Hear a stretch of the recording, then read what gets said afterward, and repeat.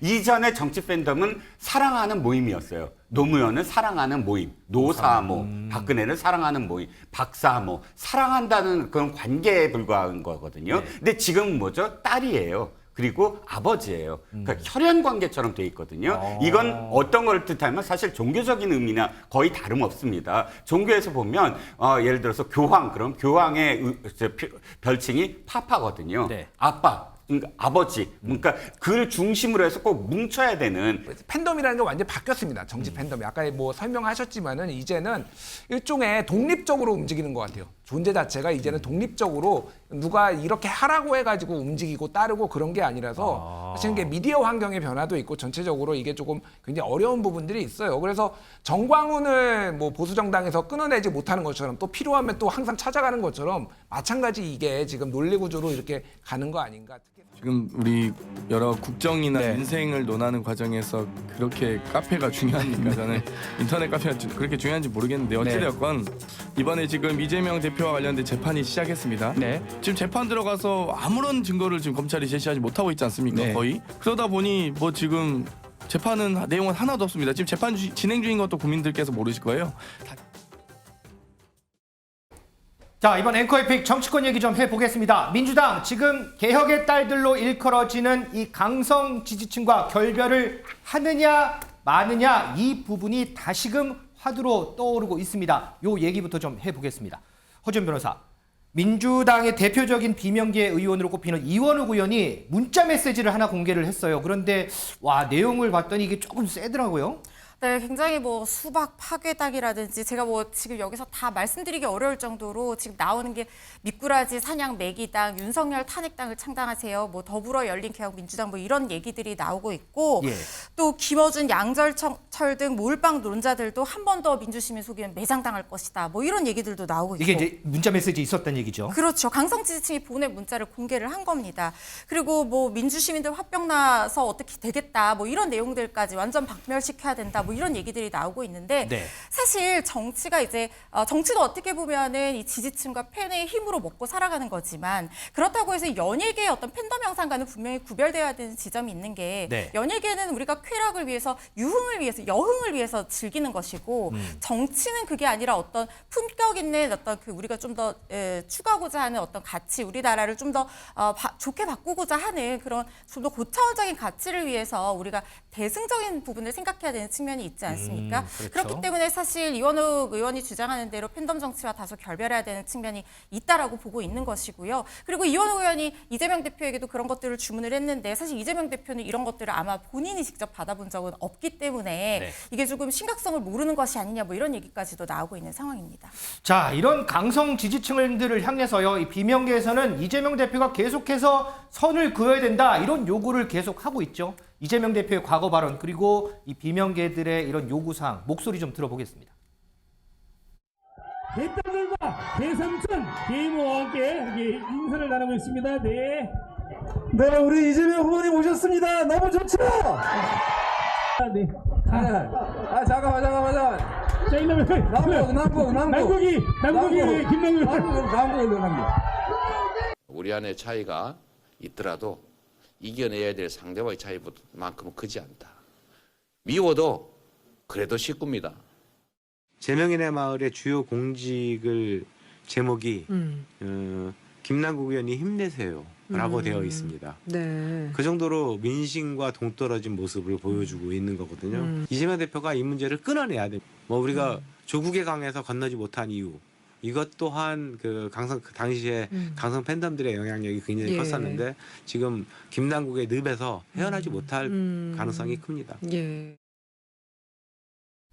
이종훈 시장, 네. 뭐 영상 보니까 뭐 김남국 의원 모습도 이제 과거에 지금 탈당했지만 보이고 하는데 네. 어쨌든 일전에 보면 이재명 대표가 이 강성 지지층들을 향해서 좀 자제해야 된다, 서로 이게 충분히 겨누면 안 된다 이렇게 조금 얘기하지 않았어요. 그런데 지금 보면 비명계에서 얘기 나오는 입장들 어쨌든 이걸로 안 된다, 완전히 선을 꺼야 된다, 끊어야 된다, 지금 이런 요구하고 있는 거잖아요. 저는 이게 정치공학적으로 좀 봐야 될 것 같아요. 비명계가 지금 요구하는 건 사실 압박에 불과하거든요. 비명계도 잘 알고 있을 거예요. 왜냐하면 이재명 대표와 그다음에 개딸들이 완전한 결별이라는 건 불가능하다는 걸 알고 있거든요. 이를테면 제가 왜 이런 말씀을 드리냐면 이전에 정치 팬덤은 사랑하는 모임이었어요. 노무현을 사랑하는 모임, 노사모, 박근혜를 사랑하는 모임, 박사모, 사랑한다는 그런 관계에 불과한 거거든요. 근데 지금 뭐죠? 딸이에요. 그리고 아버지예요. 그러니까 혈연 관계처럼 돼 있거든요. 이건 어떤 걸 뜻하면 사실 종교적인 의미나 거의 다름없습니다. 종교에서 보면 예를 들어서 교황, 그럼 교황의 별칭이 파파거든요. 네. 아빠. 그러니까 아버지, 그러니까 그를 중심으로 해서 꼭 뭉쳐야 되는, 그리고 그게 떨어질 수 없는 관계다라는 설정을 아예 해버린 거예요. 가족 공동체처럼. 그래서 왜 뭐 아들 무슨 아들 무슨 딸 이런 식의 표현들이 지금 정치 팬덤에서 처음으로 등장한 것이거든요. 네. 그렇다면 지금 이재명 대표가 지금까지 아유 그렇게 하지 마세요, 그렇게 하지 마세요 하고 이야기하는 것이 한 번이라도 제대로 그것이 결과물로 나왔을까요? 결과물로 안 나온다는 거죠. 그리고 그 말에 진정성이 없다는 걸 또 비명계도 잘 알고 있다는 거죠. 그러면 비명계는 앞으로 있을 공천의 과정들에서 어떻게 계속 이니셔티브를 취하고 이 주류를 흔들 것인가에 대한 목적으로서 압박하면서 아까 결별하면서 대언론 홍보전을 벌이고 있다 이런 생각이 들어요. 정치 팬덤을 지금 계속 보시면 이건 끊을 수 있는 관계가 아니다. 이재명 대표가 그렇다고 해서 무엇인가를 요구할 수 있는 단계도 아니다. 그들은 그들 나름대로의 어떤 그런 문화로서 지금 이것을 흔들고 있기 때문에 이 어떤 의미에서는 비명계는 이런 상황 자체가 상당히 지금 자신들한테 유리하게 간다라는 그런 생각으로 언론 홍보전을 벌이고 있다는 거죠. 근데 거기에 더해서 지난주부터 이제 비명계에서 나오는 게 이제 팬카페 제명인의 마을이라고 팬카페 있잖아요. 여기 이장직을 사퇴해야 된다는 얘기를 하잖아요. 그런데 이제 오늘 보도 나온 거 보니까 이재명 대표실 관계자가 이런 얘기를 했어요. 제명인의 마을 이장직은 명예직에 불과하다. 이거는 사퇴하고 말고의 문제는 아니다. 이렇게 좀 뭔가 좀 선을 긋는 듯한 모습인데, 만약에 혹시나 이재명 대표 생각에 이거는 만약이에요.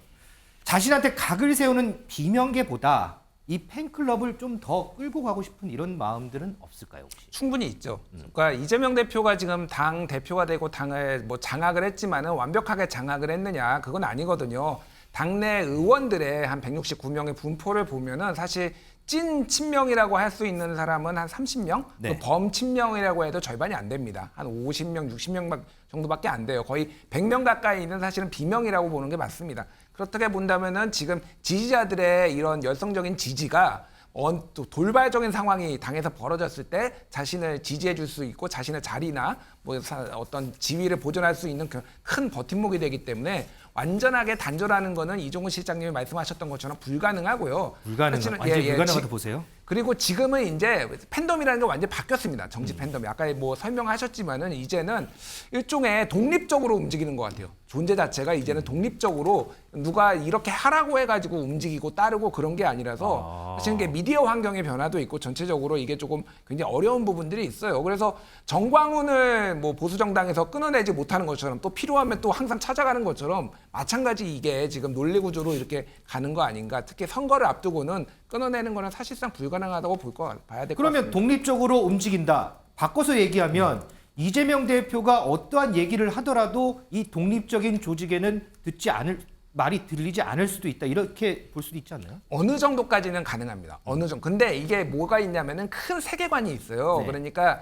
이 지지자들한테 이제 그동안 이렇게 설득을 해온 방식이 때문에 검찰이 지금 대한민국은 검찰공화국이 검찰이 문제고 검찰에 대해서 제대로 검찰공화국을 제대로 대응하지 않는 당내 수박들 때문에 우리가 지금 이렇게 하고 있다라는 이런 세계관이 있기 때문에 사람이 세계관이 한번 굳어지면은 이거를 바꾸는 게 굉장히 어렵거든요. 야, 세계관 뭐 영화에서 나오는 세계관이 여기서도 접목이 되나요? 예, 저는 그렇게 봅니다. 그렇기 때문에 이 수박들 척결이 이게 일종의 지상 과제인 거예요. 이거는 이재명하고 상관없이 계속 갈 겁니다. 이 부분은.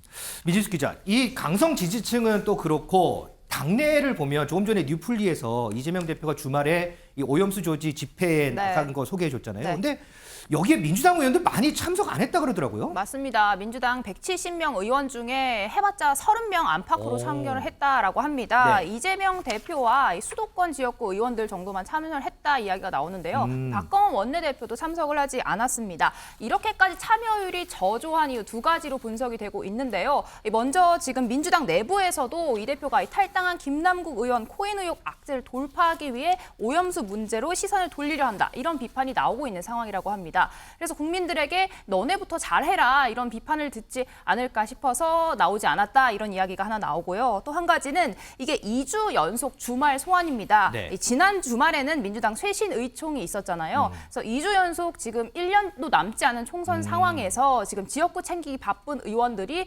주말에 또 서울에 올라오기가 어려웠을 것이다. 이런 이야기도 나오고 있습니다. 김준일 에디터 하나만 더 여쭤볼게요. 지금 민주수 기자 설명대로 이래서 뭐 강성 지지층은 강성 지지층이고 이재명 대표 리더십 얘기도 계속 나오는 거 아니에요? 그러니까 원외로 나가는 것에 대해서 부담감을 느끼는 민주당 의원들이 꽤 있어요. 일단은 예, 그거를 뭐 이를테면은 이재명의 리더십이라고 꼭 볼 필요는 없지만은 그 부분 말씀하신 부분도 어느 정도는 있다고 봅니다. 그러니까 전체적으로 보면은 장외로 나가는 이재명 대표와 원내 지도부의 전략에 대해서 좀 반기를 불참함으로써 그렇게 이제 보여준 거 아니냐 그렇게 보여줘야 됐고 또 하나는 이거 주체 자체가 민주당이 아니에요. 사실은 민주당이 여기서 숟가락을 얻는 거였거든요. 기본적으로 주체는 시민사회단체가 하는 거기 때문에 너무 전략적으로 가까이 바짝 붙는 것도 좀 문제가 있다라고 판단하신 분들이 있는 것 같은데 전체적으로 보면 어쨌든 이재명 리더십이 흔들리고 있다. 이거는 맞는 것 같습니다. 자, 어쨌든 보면 이 김남국 의원이 이재명 대표의 최측근이었고요. 지금 강성 지지층들이 이 최측근이었던 김남국 의원을 감싸는 형국이라 이 화살이 합쳐져서 이재명 대표를 향하는 것 같습니다. 그러면서 당내에서 뭐 여러 가지 얘기들이 나오는데 그 목소리 좀 들어보겠습니다. 그러니까 이게 확인되지 않은 그런 사실들로 인해서 굉장히 그 마녀 사냥하듯이 여론 재판이 막 이루어졌거든요. 그러면서 당내에서도 제대로 된 그런 의혹에 대해서 조사하지 않은 상태로 이게 탈당이 이루어지고 뭐 이렇게 막 넘어가 버린 거예요. 예. 이번 코인 사태와 관련해 우리는 기민하지도 단호하지도 못했습니다. 문제를 지적하는 이들을 원색적으로 비난하며 윽박질렀습니다. 민주당의 쇄신을 외친 청년 정치인들을 팔적, 수박이라며 좌표 찍기와 문자 폭탄을 퍼부었습니다. 코인 투자가 불법이 아닌데 뭐가 문제냐고 말합니다. 코인은 불법이 아닙니다. 하지만 국회의원에게 개인의 권리를 제한하는 겸직 금지와 재산 공개라는 제도가 왜 있는지 생각해야 합니다. 이종훈 시장, 저 양이원영 의원의 발언이 후폭풍이 상당히 좀 거세거든요. 네, 그래서 그렇습니다. 그런지 이제 그걸 겨냥해서 그런지 모르겠는데 오늘 고민정 의원이 최고위원회에서 또 비판도 하기도 했고. 네, 어떻게 보세요? 당내에서 지금 일어나는 모습들. 자, 고민정 의원의 지역구가 어딘지를 봐야 돼요. 고민정 의원 지역구가 어디죠? 서울입니다. 그렇죠. 그런데 집회 지금 말씀하시면 집회 수도권을 중심으로 이번에 그 동원령을 내렸는데 30명밖에 안 나왔다. 네. 이건 굉장히 중요한 의미를 갖고 있는 거예요. 왜냐하면 총선이 얼마 안 남았는데 아무리 시민단체가 주도하는 그런 그 집회라고 하더라도 당이 지금 참여를 결정했으면 얼마나 모였는지가 오늘 지금 당장 이야기가 되잖아요. 그렇죠. 그럼 그게 척도가 되거든요. 더군다나 당대표가 지금 나서서 연단에 서는 집회입니다. 네. 그런데 당대표가 나섰는데도 의원들이 저렇게 저조하다? 그러면 당대표가 굉장히 지금 이렇게 압박을 받을 수밖에 없어요. 자신의 리더십이 지금 어떻게 됐나? 그런 왜냐하면 이제 사진을 자꾸 찍히고 해서 총선에 써야 되거든요.